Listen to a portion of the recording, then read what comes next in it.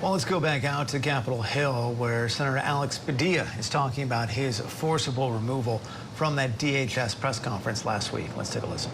Immigrant rhetoric that was growing in California at that time. It was that year that a Republican governor was up for re-election and was down in the polls. And he turned to scapegoating immigrants to try to improve his political standing and his re-election chances. That fight is what inspired me to leave an engineering career behind and dedicate myself to trying to influence our government and our politics. So I've seen this before. California has seen this before. So last week, when I heard something so blatantly un-American from the Secretary of Homeland Security, a cabinet official, of course I was compelled, both as a senator and as an American, to speak up.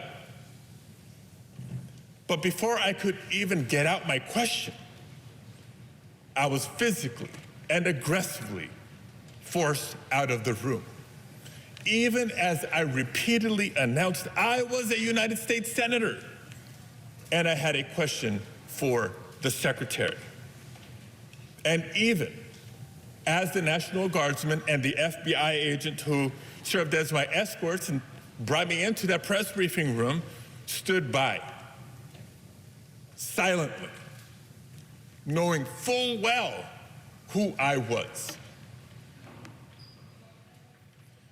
You've seen the video.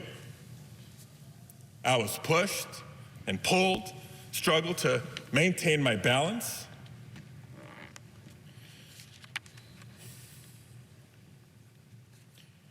I was forced to the ground, first on my knees, and then flat on my chest. And as I was handcuffed and marched down a hallway, repeatedly asking, why am I being detained? Not once did they tell me why.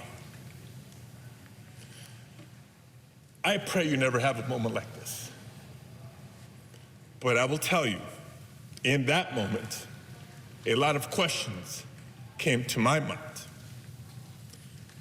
First of all, where are they taking me? Because I know I'm not just being escorted out of the building. Am I being arrested here? And what will a city already on edge from being militarized think when they see their United States Senator being handcuffed just for trying to ask a question? And what will my wife think? What will our boys think? And I also remember asking myself, if this aggressive escalation is the result of someone speaking up against the abuses and overreach of the Trump administration, was it really worth it? But colleagues, how many Americans in our nation's history have marched, have protested, have shed blood, even lost their lives to protect our rights? How many Americans have served in wars overseas to protect our freedoms here at home?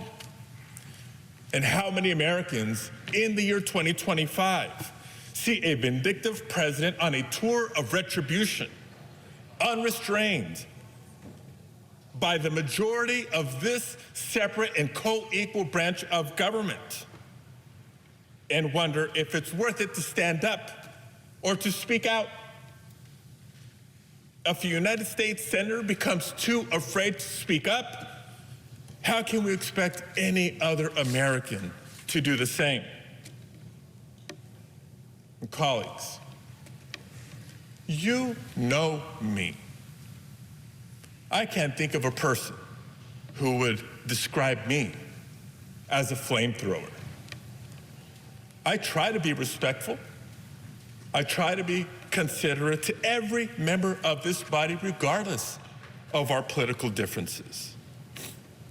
And so I do want to take a moment to thank all of my colleagues on both sides of the aisle who have reached out to share your messages of support, whether they were public messages or many in private. Trust me, they mean the world to me, and I know they mean the world to my family. But if you watched what unfolded last week and thought what happened is just about one politician and one press conference, you're missing the point. If that is what the administration is willing to do to a United States senator for having the authority to simply ask a question, imagine what they'll do to any American who dares to speak up. If what you saw happen can happen when the cameras are on, imagine not only what can happen, but what is happening in so many places where there are no cameras. Well, you've been listening to an emotional Senator Alex Padilla recounting the events last week in Los Angeles when he was removed from that press conference.